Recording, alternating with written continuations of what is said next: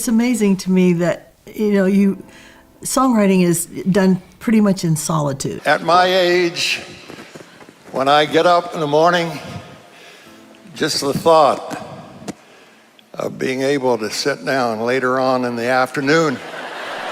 At 88, Bill Gaither has finally opened up about many things he's kept private for decades. His music has touched millions, but his personal story has remained largely untold. A bit like how families have their tense times, but ultimately stick together. After years of silence, Bill is ready to share secrets and truths that few have heard, promising to reveal a surprising story that will change everything you thought you knew about him.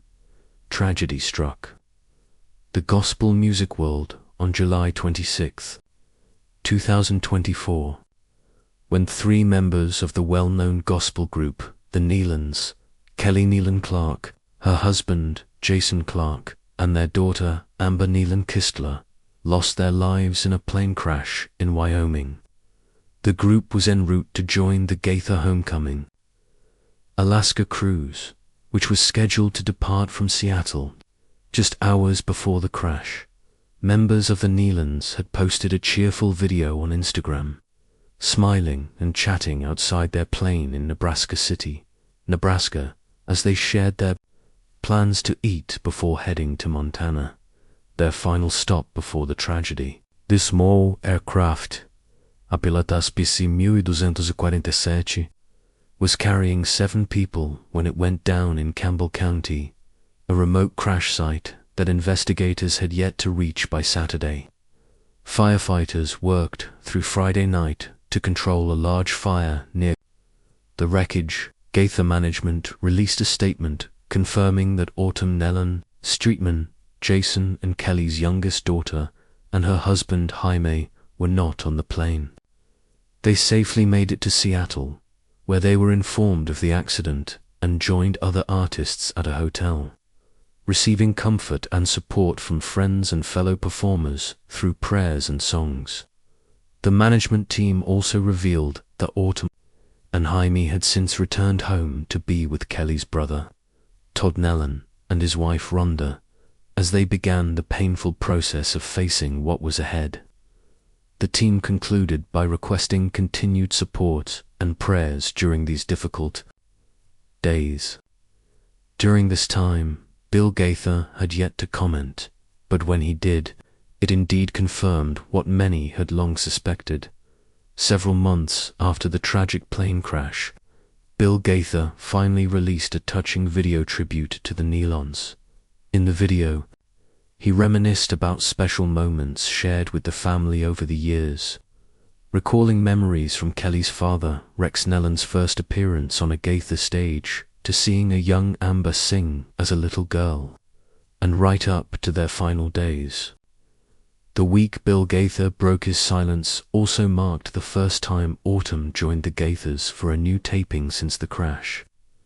Being there without her family was undoubtedly painful, but it represented a significant step forward as the community continued to honor their memory. As many expected, Bill Gaither described the tragedy as part of God's plan, a realization that was heartbreaking for many fans who struggled to accept that such a terrible event couldn't have been prevented. The Nelons have been a powerful force in gospel music for decades, a testament to their enduring impact. They were rightfully inducted into the Gospel Music Hall of Fame in 2016. Their success in Southern gospel is impressive, with 20 songs reaching the top 5 on the charts, according to their website. While they received several Grammy nominations, their biggest recognition came from the Dove Awards, where they won 10 Doves and earned 35 nominations from the Gospel Music Association. Their most recent Dove Award was in 2021 for If God Pulled Back the Curtain in the Country Bluegrass Recorded Song of the Year category. Their story dates back to the 1970s when Kelly's father, Rex Nelon, took over leadership of the Nelons, a well-known family group. In 1977, the group's name changed to the Rex Nelon Singers, And then, in 1985, they became the Nelons. Kelly began singing part-time with the group in 1972, later joining full-time and taking over management after her father retired in 1997. Jason became a member in 1994, and Amber joined the family group in 2002. Over the years, the Nelons recorded music with labels such as QAnon, RN's, Homeland, David, and Seraphim Music Group. Fans loved hearing their songs, like Oh for 1,000 Tongues, The Sun's Coming Up, Come Morning, I'll Talk to the Father, I'm Glad I Know Who Jesus Is, That's Enough, and We Shall Wear a Robe and Crown at concerts, on the radio, and on gospel playlists. Jackie Patillo, president of the Gospel Music Association, expressed profound sorrow over the loss of Jason, Kelly, and Amber, along with others who died in the crash. She extended her deepest condolences and prayers to Autumn and the Nelon family, affirming that they will always hold a special place in the GMA Hall of Fame. The governor of Georgia also shared a message, asking everyone to pray for those lost, their families, and the gospel music community mourning this painful loss. The 7-day Gaither homecoming cruise, Until We Meet Again, was scheduled to leave on Saturday, July 27, 2024, and return on August 3, 2024. The event featured the famous gospel duo Bill and Gloria Gaither, and the Gaither Vocal Band as the main performers, with a lineup that included well-known Christian artists like Mark Lowry, Russ Taff, and Sandy Patty. The music world lost a powerful group of worshippers, but for Bill, it was like losing family. Yet, true to form, critics still found a way to attack him despite the heartbreak. More than just a gospel artist, Bill Gaither's success brings all kinds of attention, and with it, plenty of critics. The Gaither homecoming concerts grew from small church gatherings into huge events held in arenas with seats for thousands. While this sounds exciting, it also meant bigger stages, bright lights, giant video screens, and a crew of sound engineers, stagehands, and camera operators. What used to be cheap or free became ticketed shows, costing $50 to $100. The lobbies filled with tables selling CDs, mugs, t-shirts, and thick songbooks. Many fans enjoyed the energy and professionalism, but some felt uneasy about the changes. Critics, mainly from smaller churches, argued that gospel music was turning into an expensive spectacle. They remembered when quartets sang for a love offering dropped into a bucket. Some pastors even wrote articles asking, "Has worship become commercialized?" They worried families with tight budgets might be priced out of the experience. One newsletter even called the tours the Gaither money machine. Bill Gaither didn't back down. He responded openly in interviews and letters, explaining that renting large arenas, hiring union workers, and covering insurance was far more costly than a church gym. Advanced ticket sales, he clarified, helped avoid debt and part of the profits, supported new recordings, music scholarships, and mission work. He emphasized that sound business practices allowed them to reach more people with their message. Over time, the tension softened into a respectful disagreement. The homecoming tours kept their ticket pricing but added cheaper seats at the upper levels and group discounts for church buses. While critics still raise concerns when prices rise, most fans accept the trade-off: better sound, comfortable seats, and a night filled with uplifting music. Attendance remained strong, showing that for many, the message still matters more than the money. Bill and Gloria Gaither faced some criticism over an event in Phoenix, Arizona, in 2002. They had organized a homecoming gathering, An informal night where many gospel singers came together to share stories, food, and songs, later filmed for a DVD. One of the guests was Marsha Stevens, a well-known singer from the 1970s Jesus music scene, famous for writing the song For Those Tears I Died. Years after her initial success, Marsha publicly shared that she was gay and began leading worship in churches that accepted same-sex relationships. The controversy started when photos from the Phoenix event were shared in conservative newsletters. One showed Bill and Gloria smiling next to Marsha and her partner.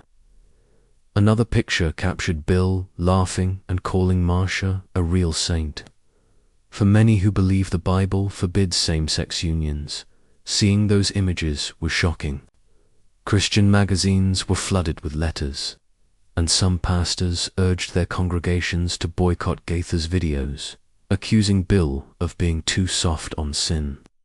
Bill Gaither quickly responded with a calm statement. He explained that the homecoming table was meant to show Christian love to everyone there, and inviting someone to sing didn't mean endorsing every part of their life.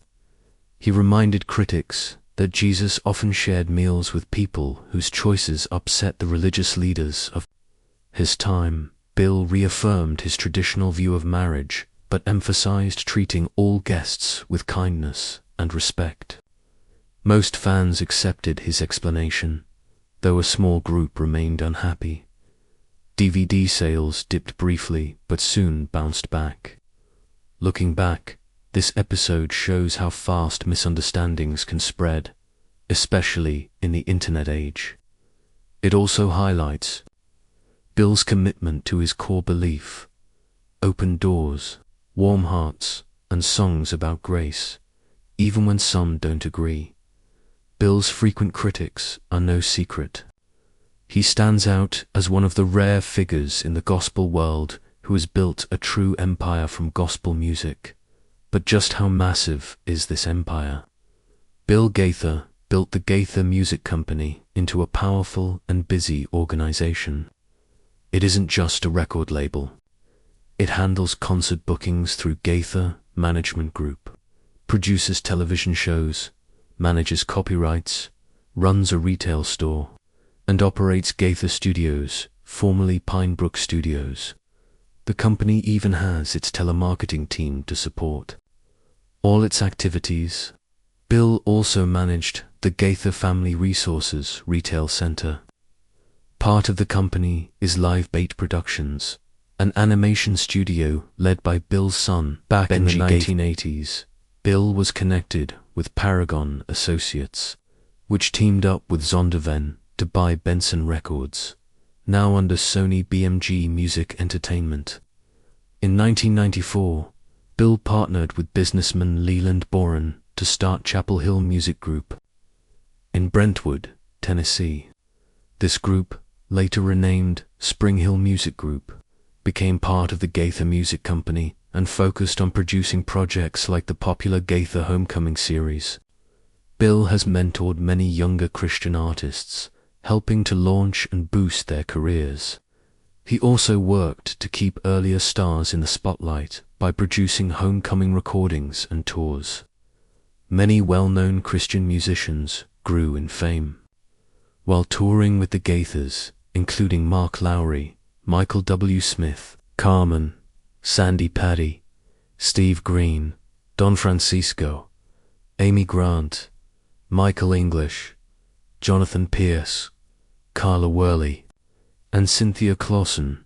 The Gaither vocal band has featured many singers over the years, such as Gary McSpadden, Steve Green, Lee Young, John Moore, Larnell Harris, Michael English, Lemuel Miller, Jim Murray, Mark Lowry, Terry Franklin, Buddy Mullins, Jonathan Pierce, Guy Penrod, David Phelps, Russ Taff, Marshall Hall, Wes Hampton, Adam Crabb, Todd Suttles, and Reggie Smith. Penrod, Lowry, and Hampton have been with the band the longest, besides Bill himself. Penrod stayed from 1995 to 2008, Lowry from 1988 to 2001, and Hampton has been with them since 2005. In January 2009, Lowry, English, and Phelps rejoined the group, while Penrod and Hall left. Bill's homecoming tours, starting in 1991, brought together top stars from Southern gospel and contemporary Christian music, sparking a fresh wave of interest in both styles. These tours have sold over 1.1 million tickets worldwide and have performed at famous places like the Kennedy Center and Carnegie Hall. Polestar ranked the tour in 2004 as selling more tickets than big names like Elton John, Fleetwood Mac, and Rod Stewart. Performers like Linda Randall, the Isaacs, Russ Taff, the Hoppers, and Jesse Dixon have also been part of these tours, making them a big celebration of gospel music. Bill is now at the peak of the gospel music world, but getting there wasn't as easy as most people imagine. Back in 1936, while still a student at Anderson College, Bill Gaither started his first group, the Bill Gaither Trio, with his sister Mary Ann and brother Danny. 3 years later, in 1959, Bill finished college, earning a degree in English with a music minor.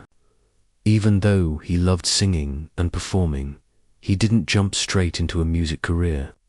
Instead, he took a job as an English teacher after graduation. In 1961, Bill earned a master's degree from Ball State University. A few years later, he got involved with the New Gospel Music Association, which started in 1964 and helped assemble the very first Dove Awards ceremony. At first, Bill tried to balance teaching full-time with chasing his music dreams, but it didn't work well. In 1967, he left teaching and focused entirely on Christian music. His big break came earlier, in 1964, when his song "He Touched Me" was recorded by Southern gospel legends like Jake Hess and Hovey Lister, as well as groups such as the Spears, the Statesmen, and the Happy Goodmans. He married Gloria Sickle, who became the perfect partner in both life and songwriting. For the first 5 years of their marriage, they juggled teaching jobs, writing songs, singing, recording, and publishing. Eventually, music became their full-time career in 1967. Together, Bill and Gloria didn't just write songs. They created music that touched hearts deeply. Their lyrics spoke across generations, bringing hope to those who felt lost or discouraged. They laid the foundation for modern gospel music with songs that carried powerful messages of faith, hope, and trust in God. Even as music styles changed over the years, their songs stayed fresh and meaningful. You could hear their work in churches, concert halls, and homes, and many of their songs are still sung today. Bill and Gloria's journey is a story of love, faith, and dedication. For them, music was never just a job. It was a calling. They believed their songs could bring people closer to God, and they poured their hearts into every melody they wrote in Gaither, a legacy in music. Bill and Gloria shared the stories behind some of their most beloved songs. Gloria usually wrote the lyrics while Bill composed the melodies. Bill shaped the music and Gloria crafted the words. They were a perfect team. Together, they created hundreds of songs that have become a cherished part of worship for countless believers. For over 60 years, they stayed true to their purpose. No matter how much the world changed or what challenges they faced, their mission stayed strong. Every song they wrote carried meaning, messages of hope, change, and the comforting truth that God is always near. Bill and Gloria's partnership produced more than 700 gospel songs.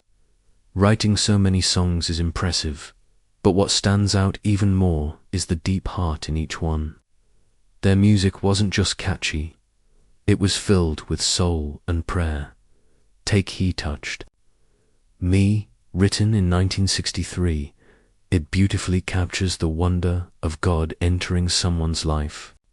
Churches worldwide still sing it, and many find their experience in its powerful words. Then there's Because He Lives, born during times of social unrest and personal hardship. This song brings a strong message of hope. Its chorus has comforted millions, reminding them they can face any future because their faith holds firm. And of course, The King is Coming is unforgettable. It paints a bold picture of Christ's return with vivid lyrics and a powerful melody. Even after decades, it still moves listeners, reminding them that beyond life's chaos, a bright future awaits those who believe. These songs are just a few examples of how the Gaithers have shaped Christian worship. Their music continues to live on in traditional church services and modern praise gatherings alike. You can't escape the lasting influence of Gaither's songs.